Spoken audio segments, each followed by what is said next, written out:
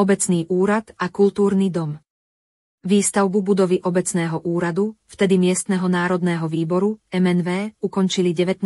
novembra 1959. Krátko predtým, 28. októbra 1959, bola k obci pričlenená obec Rohožnica, ktorá mala tiež vlastnú budovu MNV. V súčasnosti po rekonštrukcii v nej sídli pošta a obecná knižnica. Zlúčením vznikla obec Nemčiňany s počtom obyvateľov 1154. Budova pôvodne obsahovala na poschodí kanceláriu predsedu, kanceláriu účtovníčky, zasadačku, knižnicu a archív, na prízemí hasičskú zbrojnicu, klubovňu futbalového oddielu, sklad a predajňu mäso údeniny. Tento stav trval až do roku 2014. V nasledujúcich rokoch budova dostala postupne plastové okná a dvere, nové podlahy, zateplenie a novú fasádu.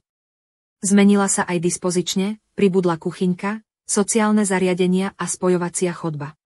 Pribudol aj bezbariérový vstup. Výstavba kultúrneho domu sa natiahla na dlhých 10 rokov, od roku 1986 do 1996.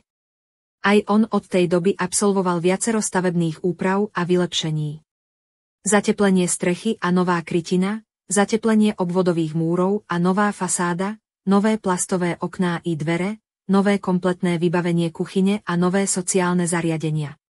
Bol vybudovaný bezbariérový vstup a z východnej strany k nemu pribudla aj vonkajšia priľahlá terasa.